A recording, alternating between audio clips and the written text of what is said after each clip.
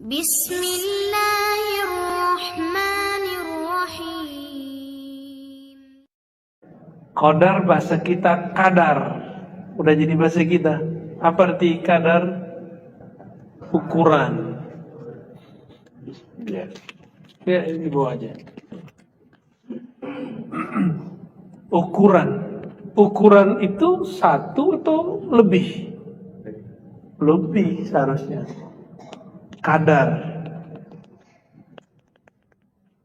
Di lafaz berikutnya, kullih, semuanya. Di situ tidak disebutkan kadar itu baik ataupun buruk, hanya disebutkan kamu percaya takdir semuanya. Hanya begitu. Hadis ini ada di bab pertama dalam Sahih Muslim, tapi nomornya bukan nomor pertama, nomor kedua atau ketiga ya. Sedangkan di nomor pertamanya itu bukan dari Abu Hurairah. Jadi Abu Hurairah dengar Nabi percaya kepada takdir semua. Sahabat Nabi yang kedua, Abdullah bin Umar, mendengar dengan makna yang sama, tapi lafaz yang dia sampaikan beda dikit. Antu'mina bil qadari khairihi wa syarrih. Kamu percaya kepada takdir, apakah takdir itu ukurannya baik atau tidak baik? Tapi kata baik dan tidak baik tidak bertemu dalam hadis yang lain. Berarti itu apa? Pemahaman Abdullah bin Umar. Ini seni belajar hadis. Ini yang tidak dieksplor selama ini. Kok sampai di sekolah, sampai di madrasah diniyah, kajian kita di surau-surau, lafaznya lebih umum lagi.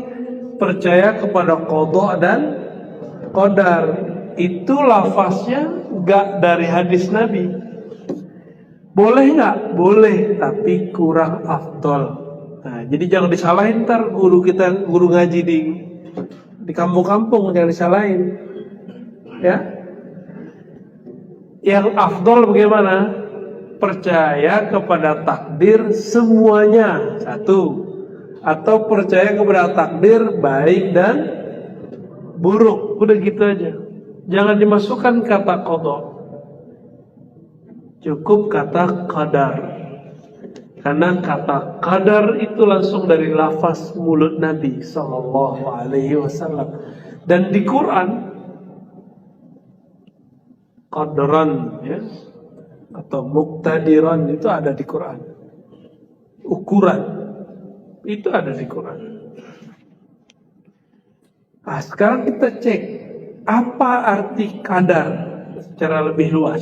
Tadi saya sudah sebut ukuran, apalagi nih. Kadar airnya kurang, berarti tadi apa? Ukuran airnya. Ada lagi nggak? Kadar.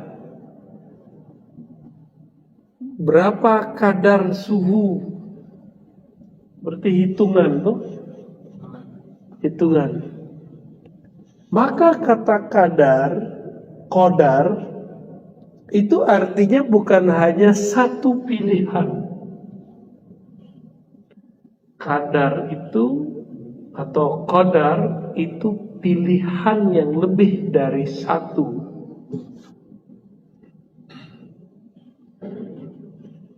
Maka kadar ini disebut oleh Abdullah bin Umar baik buruk. Berarti pilihan kan?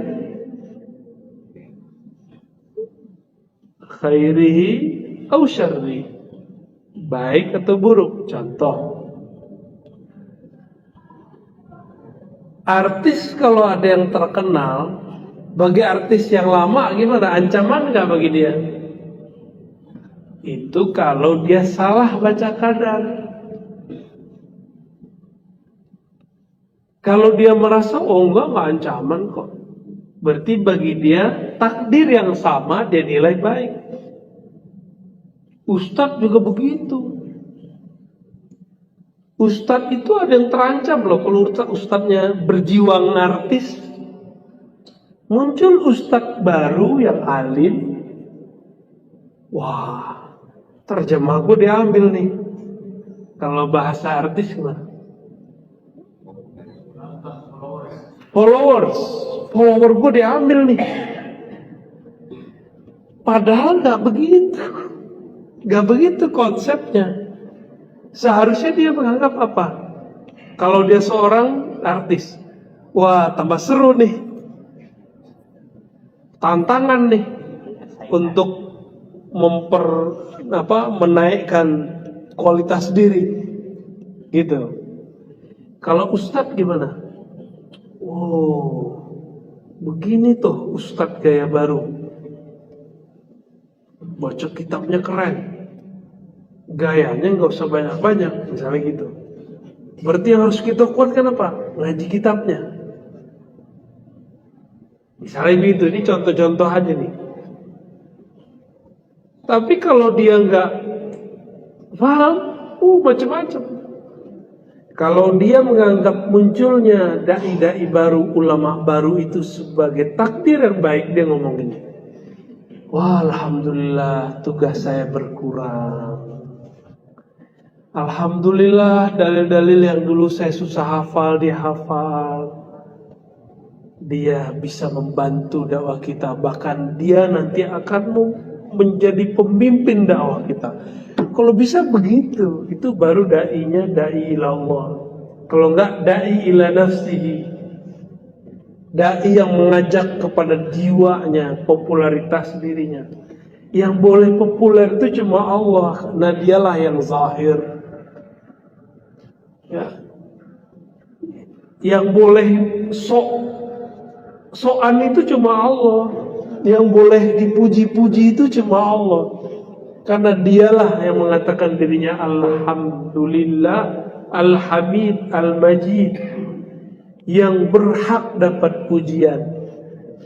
Maka kalau seorang dai, seorang artis, seorang seniman, seorang apapun dipuji, itu bukan pujian untuk dia, itu pujian terhadap anugerah Allah kepadanya. Berarti yang dipuji siapa?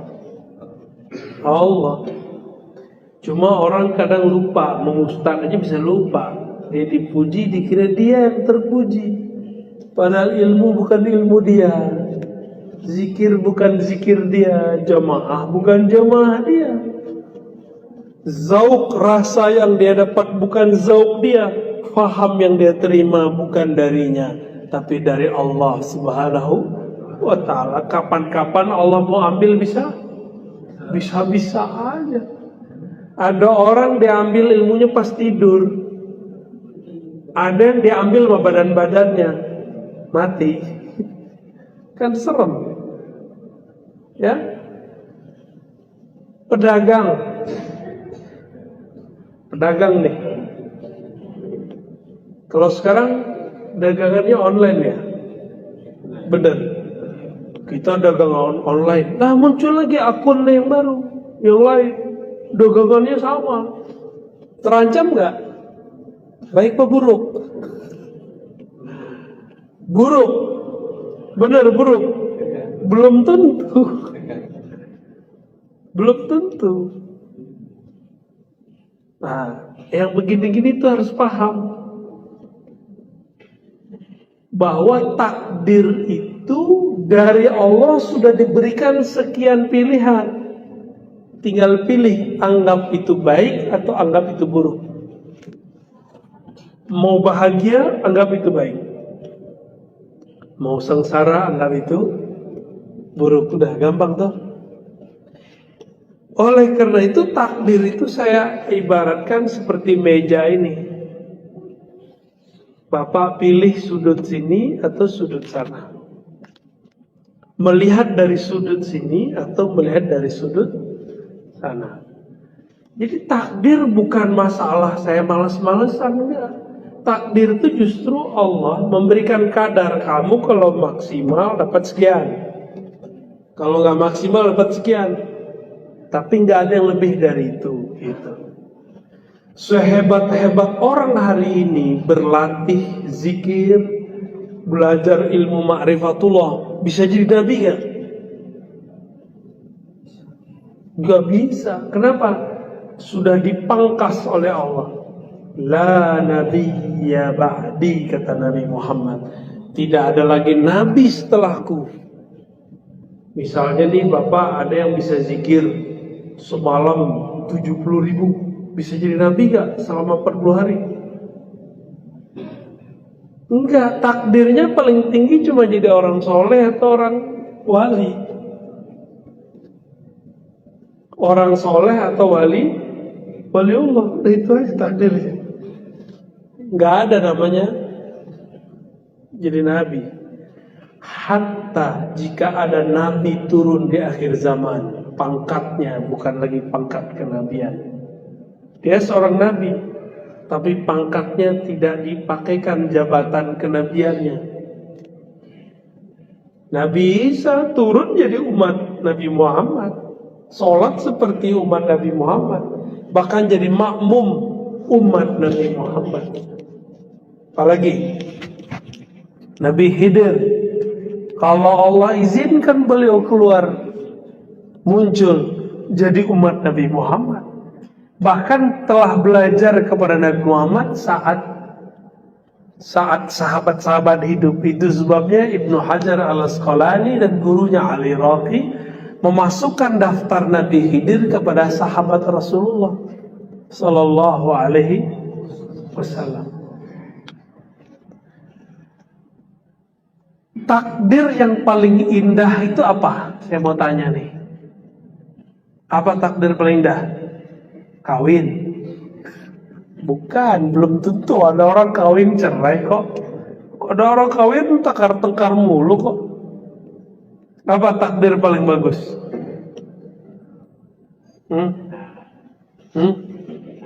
Ketenangan. Oh, boleh. Ada lagi nggak Pak? Husnul khotimah, bagus. Apalagi?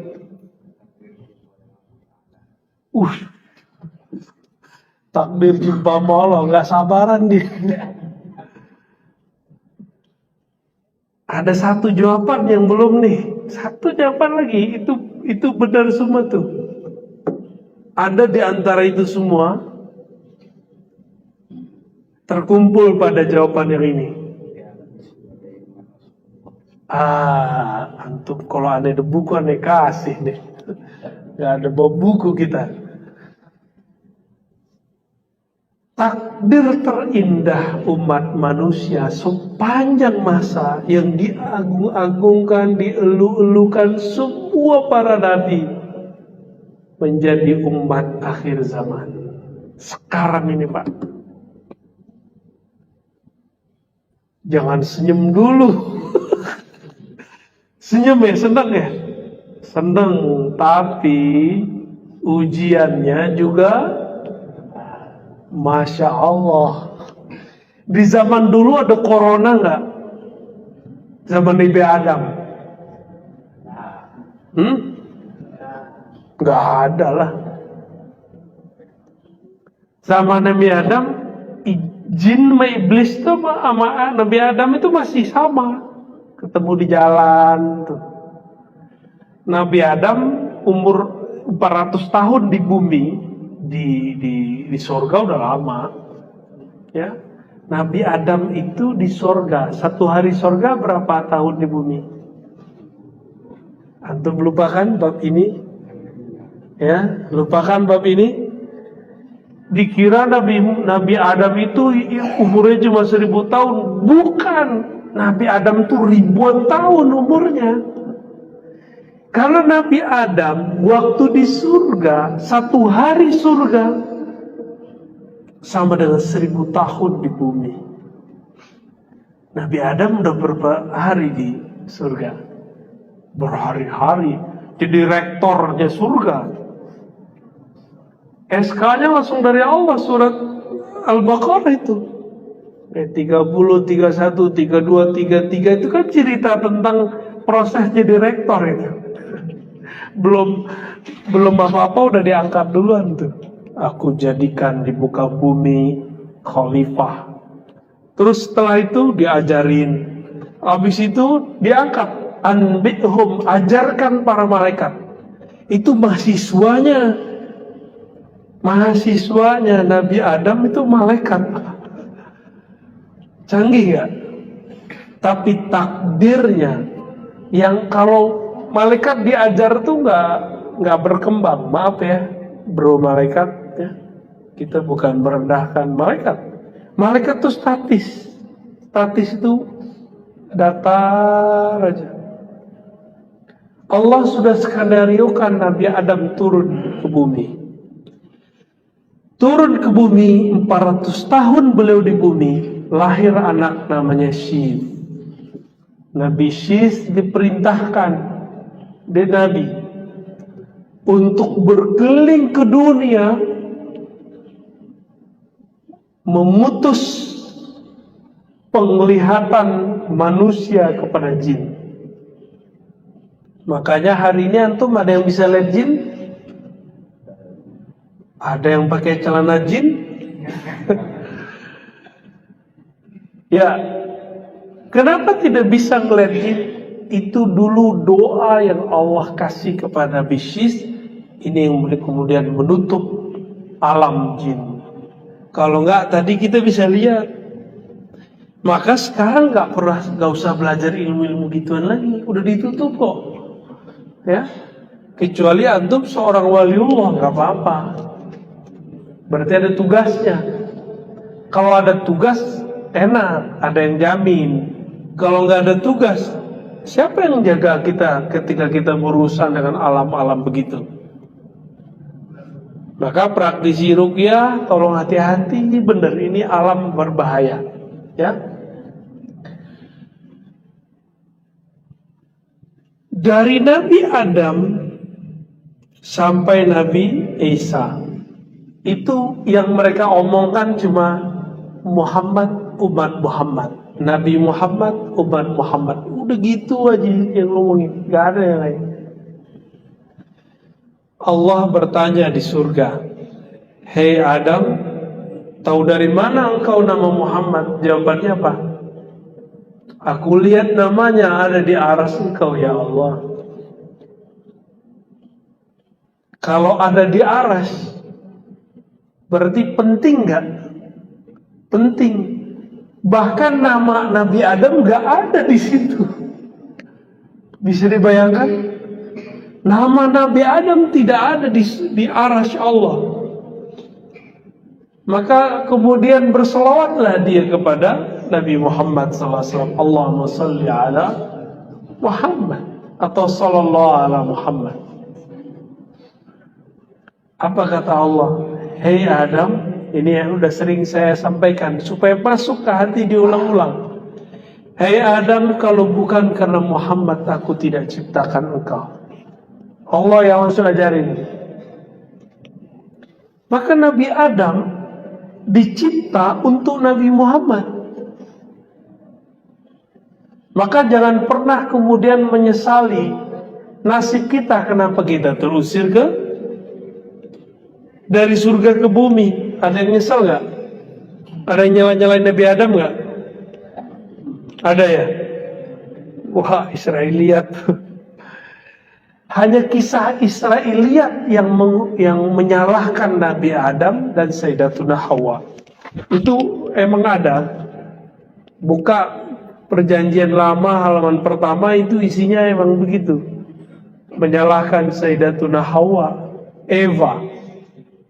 Ya, kita menyebutnya dalam tradisi hadis Israiliyat. Jadi ibu-ibu ini disalahin sama bapak di situ. Maka dikutuklah perempuan katanya dengan melahirkan dan haid. Jadi dalam Bible haid dan beranak itu kutukan. Di dalam Islam bukan. Di dalam Islam itu tugas dari Allah Subhanahu wa ta'ala untuk para ibu, supaya lahirin anak biar sampai di zaman umat Muhammad sallallahu alaihi wasallam. Nabi Adam begitu. Nabi yang paling fenomenal Nabi Ibrahim. Itu doa, Rabbana wa ba'ats fihim rasulan. Ya Allah, utuslah di kalangan mereka seorang rasul. Siapa rasul di situ? Nabi Muhammad. Tersebut namanya. Nabi Ibrahim punya anak Ishak, terus Yakub, terus sampai ke bawah nanti Nabi Musa. Apa kata Nabi Musa? Ya Rabb, jadikan aku Nabi akhir zaman. Tapi takdirnya Nabi Musa jadi Nabi akhir zaman? Enggak. Nabi Musa itu dulu pernah ngomong begini ke Nabi Adam. Jadi Nabi Musa diperjalankan secara rohani ketemu Nabi Adam. Nabi Adam sudah wafat secara fisik, tapi ruhnya wafat enggak? Enggak. Apa kata Nabi Musa? Anta alladhi akhrajtana minal jannah, akhrajtana wa zurriyatak minal jannah. Ente ya Nabi yang musir, yang menyebabkan kami terusir dari sorga. Dia lupa ini rektor surga ini, universitas sorga yang dulu ngajarin malaikat. Lupa Nabi Musa. Apa kata Nabi Adam? Oh ini ya cucu saya Musa yang bisa ngomong dengan Allah langsung, tapi nggak mengerti takdir saya, yang mana Allah telah tetapkan di alam azali bahwa saya akan keluar dari muka dari surga. Bengong Nabi Musa. Maka kata Nabi, ya, dalam hadis Bukhari, fahajja, lalu menanglah hujahnya Adam ala Musa terhadap Sayyidina Musa. Jadi Nabi menabi itu saling sindir-sindir juga. Jangan antum kira Nabi ketemu Nabi biasa-biasa aja, sindir-sindir. Seru tuh kalau ngeliat Nabi, wali ketemu wali itu sindir-sindiran. Tapi sindirnya ngelekit, sindirnya sindir ma'rifat. Nabi Musa bercerita tentang susahnya di bumi, takdir toh, takdir di ujung. Nabi Adam berbicara takdir di pangkal. Menangan mana? Yang di pangkal, karena dia tahu semua.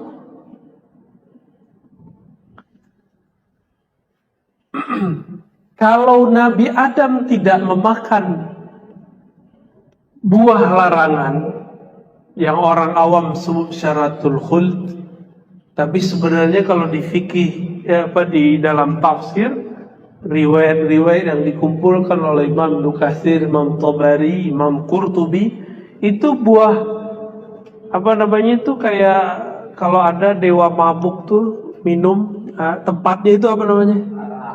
Bukan tempatnya. Bukan, dulu ada buah dijadiin tempat itu. Itu tuh labu. Itu labu, Pak. Riwayat kedua anggur, riwayat ketiga apel atau jenis timun. Yang paling mendekati itu apa? Labu. Itu ada, silakan cari tafsir Ibnu Katsir, ada ketemu. Kecuali yang terjemahan saya nggak tahu ya. Ada jilid pertama. Seandainya Nabi Adam dan Sayyidatuna Hawa tidak makan itu, nggak ada kita. Dari sebanyak pohon-pohon buah-buahan di surga, kan di surga boleh makan semua ya kak? Tapi Allah buat sekarang penasaran karena sejarah surga sudah selesai di Nabi Adam. Nabi Adam sudah jadi rektor. Ya. Sudah ada yang kalah.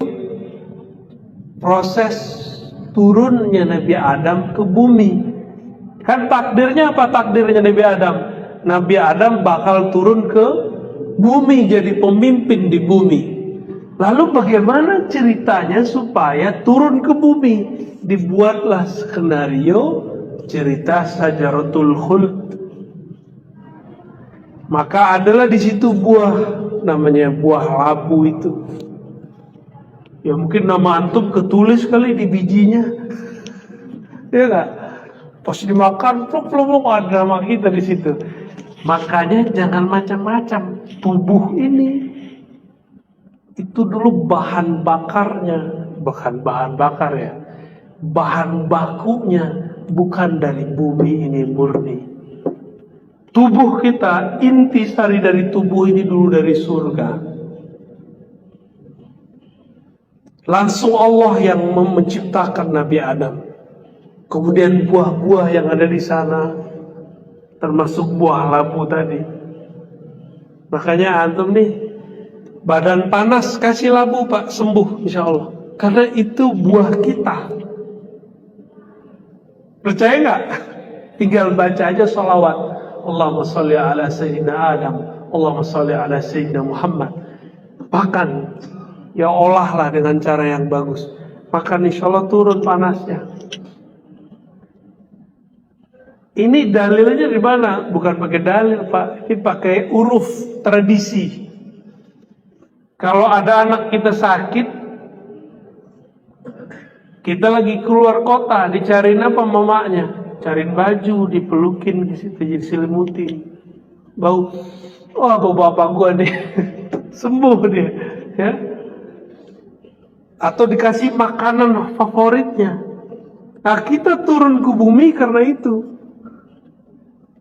Benar gak? Tanya ke orang-orang ahli food combining, ahli makanan, itu menyejukkan perut. Dahsyat itu, ya. Itu bukan terjadi begitu saja. Supaya ada umat akhir zaman yang mukanya seperti orang-orang yang di hadapan saya ini, maka dibuatlah cerita kayak tadi. Seru nggak tuh ceritanya? Seru ya. Padahal udah tahu semua kan, cuma di mana clue-cluenya itu yang belum tahu. Apa kata Nabi Musa? Ya Rabb, tolong jadikan aku umat Muhammad. Karena nggak boleh jadi umat Nabi, udah jadi nabinya, jadi umatnya Muhammad. Jika demikian, maka takdir terindah dalam sejarah alam semesta adalah menjadi umat Nabi Muhammad sallallahu alaihi wasallam. Maka kita ini mau sholawat 1000 kali, 10.000 kali setiap hari, itu belum cukup untuk membalas Nabi Muhammad sallallahu alaihi wasallam. Enggak cukup. Antum berjuang sehari-hari untuk Nabi, enggak cukup. Air mengalir itu karena Nabi Muhammad, udara semuanya. Nah, meskipun demikian, semua ujian cobaan yang ada dari awal Nabi Adam sampai akhir zaman terkumpul di sini. Makanya saya tadi nanya, ada nggak corona di zaman Nabi Adam? Emang dulu ada berita? Corona ini kencangnya karena berita kan. Emang ada orang yang kena, tapi lebih kenceng lagi.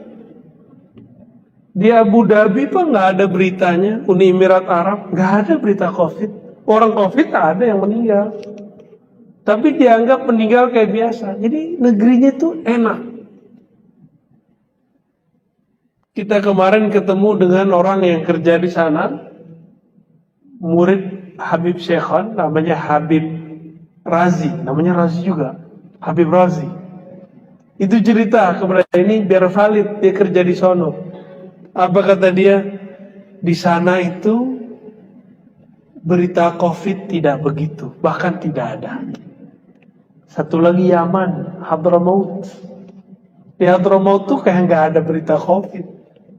Orang mati kena COVID ada Pak. Berarti berita ini berpengaruh nggak kepada kondisi psikis kita? Berpengaruh. Jualan hancur, usaha mundur, kepala babak belur, dompet, waduh, lengkap sudah ya. Emang begitu Pak. Tapi saya ingat-ingat ya, 2 tahun sebelum ini, 3 tahun sebelum ini, orang-orang kalau kita temui tetap aja ngomong dompet. Hidup susah Ustaz, susah Buya.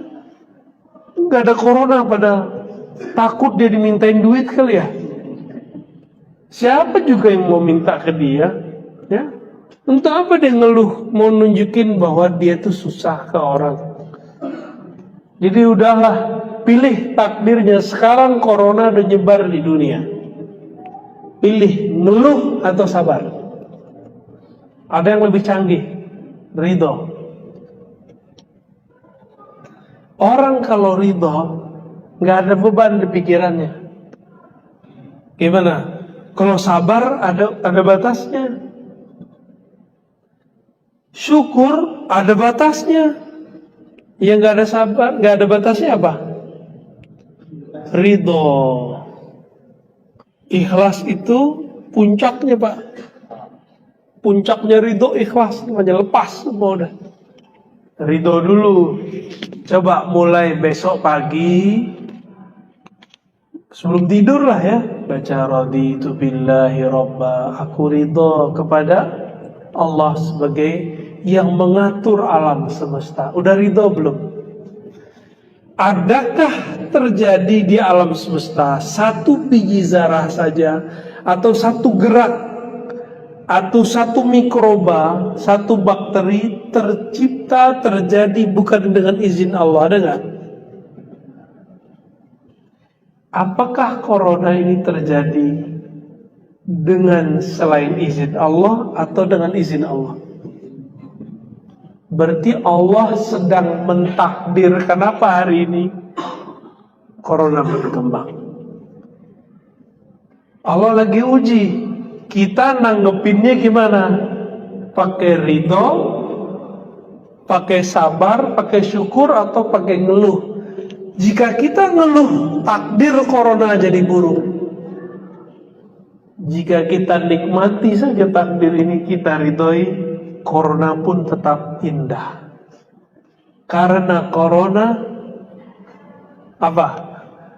Karena corona saya bisa ngaji ma'rifatullah lebih banyak. Dulu kita sibuk dakwah kiri kanan hilir budi, gak memikirkan diri sendiri. Tapi berkah corona saya bisa ngaji kepada guru saya 2 kali sepekan, bahkan kalau mau lebih. Berkah corona Pak. Jadi saat lagi corona kencengnya itu Jakarta lockdown semua, kita tetap keluar jam 12, balik nanti jam 4. Berarti ngajinya jam 12 atau jam 11 berangkat, itu udah gak ada penjagaan. 11, jadi orang semua penjaganya udah pada tidur, udah balik, udah sepi jalan. Alhamdulillah gak pernah kena penyekatan, gak pernah. Karena kita pun tidak buat kerumunan saat itu. Sekarang di Jakarta pengajian sudah biasa Pak, coba jaga jarak. Ya, kalau di sini jaga hati. Udah mulai paham cara memahami takdir? Oke, kita senang seseorang nih, perempuan, ya Bang Edri ya, senang seseorang. Ternyata keduluan sama orang lain ngenikahin dia. Itu takdir buruk atau takdir baik? Kayaknya patah hati tuh. Takdir baik gitu. Agak lemas ya. Tapi kalau kamu bisa nikahin dia, takdir baik gitu. Beda bahasanya. Itu takdir baik apa buruk? Baik, seandainya dia nikah sama kita, belum tentu kita bisa hidup seperti sekarang enaknya, kita santai. Siapa tahu kalau wajahnya agak charming dikit, biayamu wajahnya mahal, Pak. Ya, biasa-biasa aja lah, ya. Biasa-biasa, tapi hatinya luar biasa. Maka takdir baik dan buruk itu ada di persepsi, ada di rasa, di kolbu, di hati. Maka hidupkan kolbu, buat paham pikiran, nanti kita akan menikmati semua takdir. Semua takdir. Orang gak akan gampang ngata-ngatai, gak gampang menghujat. Ini kan orang bingung menghujat siapa, menghujat Tuhan kafir, udah hujat aja siapa deh gitu. Dan begitu sekarang. Itu sebabnya orang-orang yang faham rukun 6 ini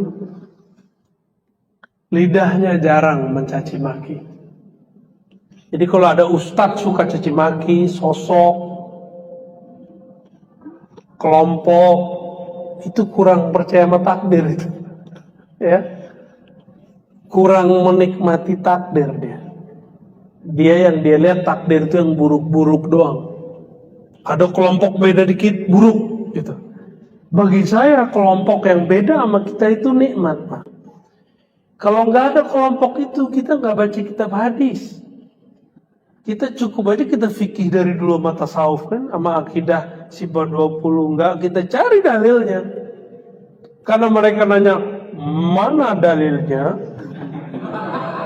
Ya, maka saya memahami mereka sebagai alat Allah kirim supaya kita ngaji lagi. Kita udah jawab, dia nggak terima, ya sudah. Dia kasih ilmu sama Allah, dia nggak dikasih ilmu. Gitu kira-kira. Jadi mudah ya teknik belajar takdir, nggak pakai teori yang aneh-aneh, cukup persepsi di kolbu pikiran kita.